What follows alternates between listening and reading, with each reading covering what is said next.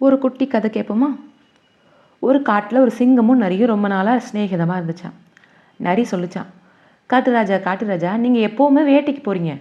உங்களை பார்த்தா மாடு, மான், யானை, புலி எல்லாமே ஓடி ஒளிஞ்சு போயிடுது. இதனால நீங்கள் ரொம்ப நாளாக பட்னியாகவே கிடைக்கீங்க. எங்கே எது மேயுதுன்னு நான் உள்காடு போய் பார்த்துட்டு உங்களுக்கு உளவு சொல்கிறேன். நீங்கள் சத்தமே இல்லாமல் அதுக்கப்புறம் போய் அதை அடித்து தின்னுக்கோங்கன்னு நரி சிங்கத்துக்கிட்ட சொல்லுதான். அப்போது எந்த ஒரு லாபமும் இல்லாமல் நரி சொல்லாதல்ல. இதுக்கு என்ன கூலி அப்படின்னா நரிக்கு, நீங்கள் சாப்பிட்டுட்டு மிச்சம் இருக்கிறத நான் சாப்பிட்டுக்கிறேன் அப்படின்னு நரி சொல்லுதான். உடனே சிங்கமும் சரிடா நல்லதுடா நரிப்பையில அப்படியே செய்யுன்னு சொல்லிருச்சான். நரி உளவு பார்க்க போகுது. உளவு பார்த்துட்டு சொல்ல சிங்கம் காட்டுக்குள்ளே போய் அடித்து சாப்பிட ஒரே காட்டில் ஒரே எலும்பு மலை தான். அவ்வளோ மிருகங்களை வேட்டையாடி இருக்கு சிங்கம். இப்படியே கொஞ்ச நாள் போகுது. நாள் ஆக ஆக என்னாச்சுன்னா நரிக்கு தன்னால் தான் எல்லாமே சாத்தியம், தான் பெரிய ஆள் அப்படிங்கிற ஒரு நினைப்பு பெருசாக அதை மூளைக்குள்ளே அப்படியே பெறாண்டுது.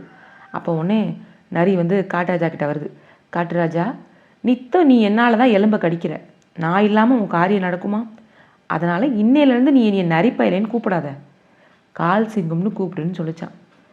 சிங்கம் தான் பெரிய ஆளாச்சில், அது இதனால் என்ன வந்துட போகுது அப்படி சொல்லிட்டு சரி போனால் போகுது அப்படின்னு சொல்லிட்டு நரியை சிங்கம் கால் சிங்கம்னு கூப்பிட ஆரம்பித்தான். இப்படியே இன்னும் கொஞ்சம் காலம் போகுது. போக போக என்னாச்சு, கால் சிங்கம் அரை சிங்கமாக போச்சு. அரை சிங்கம் முக்கால் சிங்கமாயிட்டு. சிங்கத்துக்கு வயசாகவும் நரி நாட்டாமம் பண்ண ஆரம்பிச்சிச்சு. நாட்டாமம் பண்ண பார்க்குது. ஒரு நாள் இனிமேல் நீங்கள் என்னை முழு சிங்கம்னு கூப்பிட்டா மட்டும்தான் நான் உளவு பார்க்க போவேன், உங்களுக்கு உளவு சொல்லுவேன் அப்படின்னு சொல்லிடுச்சு. உட்காந்துருச்சா நரி. சரி அருவிக்கிட்ட நரி ஏதோ ஆசைப்படுது அப்படி சொல்லிட்டு சிங்கமும் என்ன செஞ்சான், இன்னைக்கு நீ முழு சிங்கம் தானப்பான்னு சொல்லிடுச்சான். கொஞ்ச நாளில் சிங்கத்துக்கு உடம்பு சரியில்லாமல் போகுது, சீக்கு விழுந்துச்சு. உடனே நான் தான் முழு சிங்கம் ஆச்சேன்னு நரியும் கிளம்பிடுச்சான் வேட்டைக்கு. கூட ஒரு நொண்டி நரியையும் துணைக்கி சேர்த்துக்கிடுச்சான். யானை கூட்டம் மேயிரமா இடத்துக்காக போய் சிங்கம் மாதிரியே அப்படியே பதி போட்டே போகுதான் நரி. உடனே வம்படியாக தரையில் எப்படி சிங்கம் வாழை அடிக்குமோ அதை மாதிரியே நரியும் அடிச்சு காட்டுதான். சிங்கம் மாதிரி எனக்குன்னு கண்ணு செவக்குதான் பாரு அப்படின்னு கூட வந்த நொண்டிக்கிட்டே கேட்குதான். கோவப்பழமாக செவந்திருக்கு ராசா அப்படின்னு போய் சொல்லுதான் கூட நொண்டி நரி.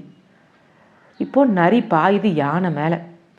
சிங்கம் பாஞ்சா என்ன செய்யும், யானை முதுகில் ஏறி உட்காந்து தலையில் அடித்து தரையில் போட்டுரும். இது சிங்கம்னு பேர் வச்ச நரி தானே. இது என்னாச்சு, யானை துதிக்கையில் போய் அடிக்க போச்சு. கடைசியில் அது கொம்பில் மாட்டி குடல் அத்து செத்து போச்சு.